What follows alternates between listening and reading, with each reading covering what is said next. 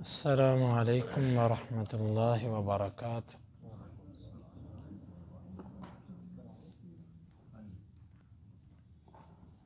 سورۃ البقرہ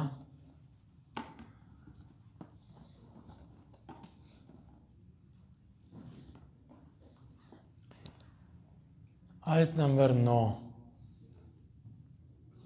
اعوذ باللہ السمیع العلیم من الشیطان الرجیم من ہمزہ ونفخہ ونفثہ۔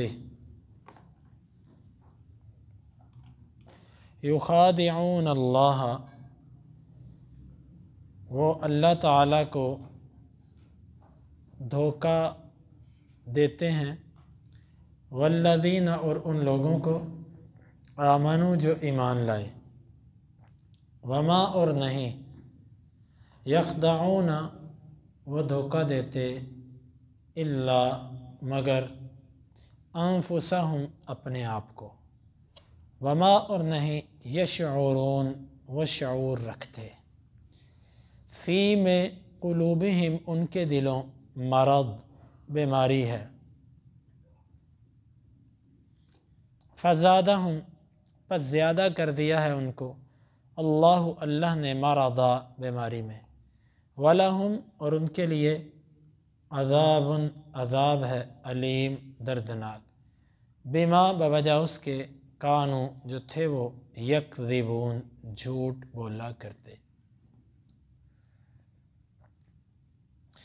یخادعون اللہ والذین آمنوا، وہ دھوکہ دیتے ہیں اللہ تعالیٰ کو اور ایمان والوں کو، وما یخدعون الا انفسہم وما یشعرون، اور نہیں وہ دھوکہ دیتے مگر اپنے ہی آپ کو، اور انہیں شعور بھی نہیں، فی قلوبہم مرض، ان کے دلوں میں بیماری ہے، فزادہم اللہ مرضا، پس اللہ نے انہیں بیماری میں زیادہ کر دیا، وَلَهُمْ عَذَابٌ عَلِيمٌ بِمَا كَانُوا يَكْذِبُونَ، اور ان کے لیے دردناک عذاب ہے بوجہ اس کے جو وہ جھوٹ بولا کرتے تھے۔ اللہ تعالیٰ کو کوئی دھوکہ کیسے دے سکتا ہے؟ در حقیقت یہاں پر اللہ تعالیٰ نے یہ جو بات ذکر کی ہے نا کہ وہ اللہ کو دھوکہ دیتے ہیں، اللہ تعالیٰ نے ایک، یعنی کہ اس طریقے سے اس کو بیان نہیں کیا کہ انہوں نے اللہ کو دھوکہ دیا، بلکہ اللہ تعالیٰ نے اس چیز کو بھی ان کے جرم کے طور پر پیش کیا کہ یہ لوگ اپنی طرف سے چلاک بنتے ہیں، لیکن ان کی حماقت کا حال یہ ہے کہ یہ اپنے رب اور اپنے خالق کو دھوکہ دینے کی کوشش کرتے ہیں۔ جس طرح کوئی بندہ کہتا ہے نا کہ وہ تو مجھے دھوکہ دے رہا تھا، یہ وہ انداز ہے، یخادعون اللہ، وہ اللہ کو دھوکہ دیتے ہیں، یعنی دھوکہ دینے کی کوشش کرتے ہیں، والذین آمنوا، اور ایمان والوں کو۔ کیا مطلب دھوکہ دینے سے؟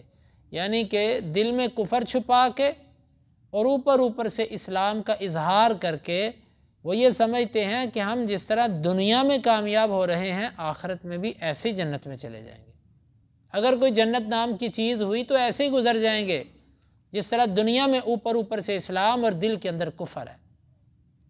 تو اللہ تعالیٰ نے فرمایا یخادعون اللہ والذین آمنوا، یہ اللہ تعالیٰ کو دھوکہ دیتے ہیں، یعنی کوشش کرتے ہیں، اور ایمان والوں کو دھوکہ دیتے ہیں، اور یہ دھوکہ نہیں دے رہے مگر اپنے آپ کو۔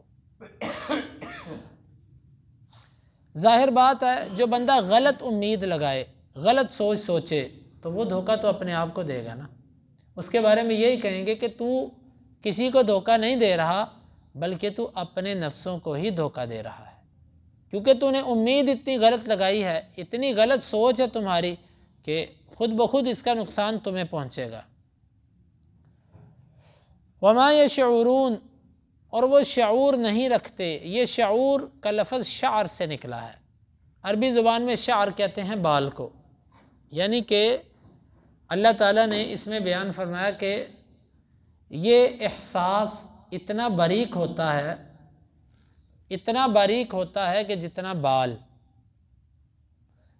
جیسے باریک، تو ظاہر بات ہے جس کی نظر تیز ہوتی ہے وہی بال کی باریکی کو دیکھ سکتا ہے، جس کی نظر کمزور ہوتی ہے وہ دیکھ نہیں سکتا۔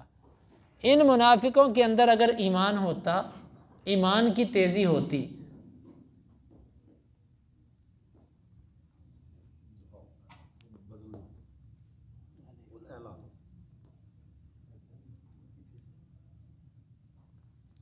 ان منافقوں کے پاس اگر ایمان ہوتا تو یقیناً اس ایمان کی طاقت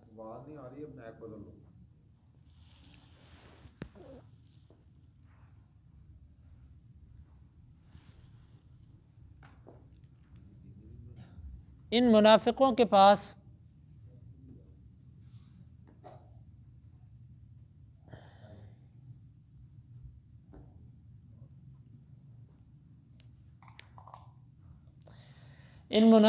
پاس اگر ایمان ہوتا تو اس ایمان کی طاقت سے، اس ایمان کی بصیرت کی وجہ سے یہ اس کیفیت کو سمجھ سکتے، لیکن یہ کیفیت اتنی باریک ہے کہ ان کے ایمان نہ ہونے کی وجہ سے انہیں نظر نہیں آ سکتی۔ جس طرح کسی کی بینائی نہ ہو تو اسے وہ نظر نہیں آتی، تو یہ دنیا میں دھوکہ دیتے ہیں۔ ایمان والوں کو تو دھوکہ دے دیا، لیکن اللہ کا دھوکہ نہیں دے سکتے۔ قیامت کے دن یہ چاہتے ہیں، اللہ تعالیٰ بھی ان کے ساتھ ایسا معاملہ کرے گا قیامت کے دن کہ اللہ تعالیٰ کچھ دیر ان کو مومنوں کے ساتھ رکھے گا، اور اس کے بعد جہاں پر ضرورت پڑے گی نور کی، روشنی کی، تو ان کے پاس نور نہیں ہوگا، اندھیرا ہو جائے گا۔ پھر یہ کہیں گے ہمیں نور اور روشنی کہاں سے ملے گی؟ تو کہا جائے گا کہ تم پیچھے جاؤ، پیچھے سے روشنی ملے گی۔ جب یہ پیچھے مڑیں گے تو دیوار کھڑی کر دی جائے گی۔ تو بہرحال اللہ تعالیٰ نے یہاں پر منافقین کی ایک صفت یہ بیان کی کہ دھوکہ دینا، چلاکی کرنا، یہ منافق، مومنوں کو دھوکہ دینا یہ منافق کا کام ہے۔ اب دیکھیں، اللہ کو دھوکہ تو کلمہ پڑھنے والوں میں سے شاید کوئی دیتا ہو، لیکن مومنوں کو دھوکہ ہم میں سے بہت سے لوگ دیتے ہیں۔ کاروبار کے اندر اور کئی معاملات کے اندر کسی کو دھوکہ دے دیا، تو یہ دھوکہ دینا منافق کی علامت ہے، مومن کی صفت نہیں ہے دھوکہ دینا۔ بلکہ ہم تو بعض دفعہ اللہ تعالیٰ کے ساتھ بھی نعوذ باللہ کہی ہوئی باتوں سے ہی بدلتے ہیں۔ اللہ کے ساتھ کتنے کیے ہوئے وعدے اور کتنی نیتیں جو ہم دل میں کر بیٹھتے ہیں کہ اگر ایسے ہو گیا تو میں ایسے کروں گا، اللہ کے راستے میں یہ کروں گا، وہ کروں گا، بعد میں مجھ سے پورا ہی نہیں کرتے۔ دھوکہ دہی تو یہ ہے نا، تو یہ منافقین کی علامت ہے۔ ایمان والوں کو یہ چیز زیب نہیں دیتی۔ اللہ تعالیٰ فرماتا فی قلوبہم مرض، ان کے دلوں میں بیماری ہے۔ بیماری کون سی؟ یہ نہیں ہے کہ یہ کوئی قلبی امراض کے اندر مبتلا ہیں جس کی وجہ سے ان کا دل کی دھڑکن پر کچھ فرق پڑتا ہے، نہیں، جسم ان کے بالکل ٹھیک، دل بالکل ٹھیک، لیکن دل کی بیماری سے مراد یہاں پر شکوک و شبہات، برے خیالات، ان کے دلوں میں اسلام کے بارے میں شکوک و شبہات ہیں۔ پتہ نہیں یہ سچا نبی ہے بھی کہ نہیں، پتہ نہیں یہ قرآن اللہ کی کتاب ہے کہ نہیں۔ یعنی کہ بعض دفعہ دل کے اندر جو اسلام کے کسی حکم پر شکوک و شبہات آتے ہیں نا، یہ بھی دل کی بیماری ہوتی ہے، اور یہ ایمان کے کمزور ہونے کی علامت ہوتی ہے۔ اسلام کی کسی چیز پر شک کرنا شروع کر دے۔ ایک ہوتا ہے وسوسہ آنا، وسوسہ اور چیز ہے۔ وسوسہ، بلکہ وسوسہ اس وقت آتا ہے جب بندہ ایمان کی ترقی پر ہوتا ہے، شیطان رکاوٹ ڈالنے کے لیے وسوسے لے کر آتا ہے۔ لیکن ہوتا ہے شک میں پڑ جانا، اس میں واقع ہو جانا، یہ نفاق ہے۔ اسلام کے کسی حکم کے بارے میں الٹا نظریہ قائم کر لینا کہ یار یہ اللہ تعالیٰ کا حکم جو ہے نا یہ ایسے نہیں ہونا چاہیے تھا، یہ اللہ کے نبی نے جو کہا یار یہ حدیث ایسے نہیں ہونی چاہیے تھی، یہ نفاق ہے۔ تو اللہ تعالیٰ نے یہاں پر ان کے دلوں کی بیماری کس چیز کو کہا؟ شکوک و شبہات اور انکار، اسلام کے بارے میں جو ان کے دلوں میں تھا۔ فزادہم اللہ مرضا، اللہ نے ان کی بیماری کو اور زیادہ کر دی۔ وہ کیسے؟ اللہ تعالیٰ نے دو رستے دکھائے، فہدیناہ النجدین، دو رستے دکھائے۔ اب جو جس رستے پہ چلنا چاہے اللہ اس کے لیے وہ رستہ کھول دیتا ہے۔ انہوں نے شکوک و شبہات کے رستے کو اختیار کیا، اللہ نے ان کے لیے وہ رستہ کھول دیا، اب ان کی بیماری اور بڑھ گئی، یعنی شکوک و شبہات میں اضافہ ہو گیا۔ ایک معنی۔ دوسرا معنی اس کا یہ ہے کہ جس طرح ایمان اور اسلام ترقی کر رہا تھا، ان کے دلوں میں رنج اور حسد مزید بڑھتا جاتا۔ رنج اور حسد اور شکوک و شبہات اور بغض یہ سب ان کے سینوں میں تھا۔ جیسے جیسے اسلام پھلتا پھولتا گیا، جیسے وہی زیادہ آتی گئی، ان کو تکلیف اور بڑھتی گئی۔ جب کوئی بندہ کسی کے مخالف ہو نا، تو جب اس کا مخالف جیسے جیسے ترقی پائے گا، یہ بندہ اور بھڑکتا جائے گا اس کے خلاف کہ یہ اوپر کیوں جا رہا ہے۔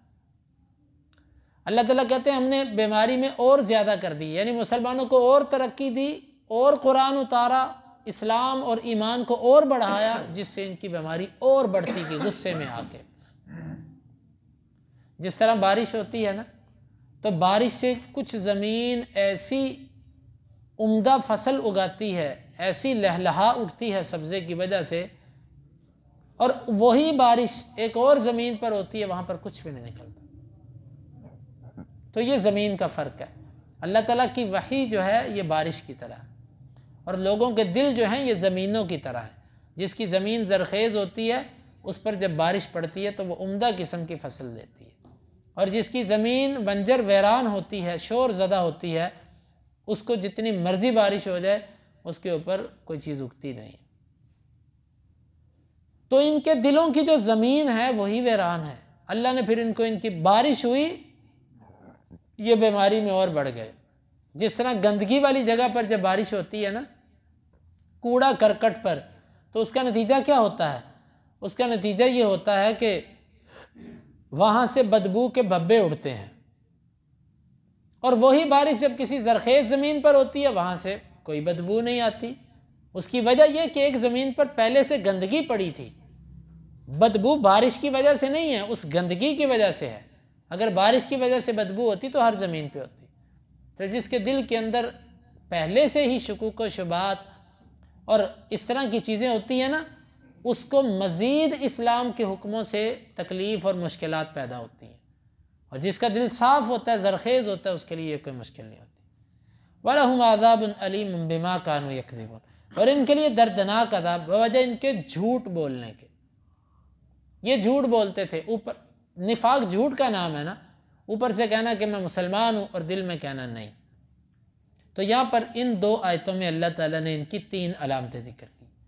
ایک، اللہ اور ایمان والوں کو دھوکہ دینے کی کوشش کرتے ہیں۔ نمبر 2، کہ یہ بے بصیرت ہوتے ہیں، ان کو اپنے آخرت کے نقصان کا کوئی پتہ نہیں چلتا۔ ہاں، دنیا کے نقصان کا ان کو بڑا پتہ چلتا ہے، دنیا کا نقصان ہو ان کو بڑی تکلیف ہوتی ہے، آخرت کے نقصان کا ان کو پتہ نہیں، وما یشعرون، ان کو شعور نہیں ہے۔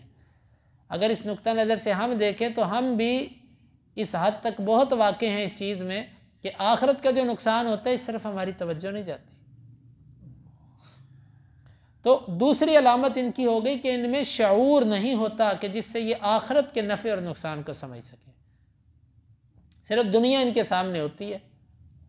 اور تیسری چیز کہ ان کے دلوں میں بیماری ہے، بیماری شکوک و شبہات اور بدگمانی اور وسوسے اور اسلام کے حکموں سے اس کے بارے میں ایسی سوچ رکھنا جیسی اللہ اور اس کے رسول نے رکھنے سے منع کیا، یہ ہے دل کی بیماری۔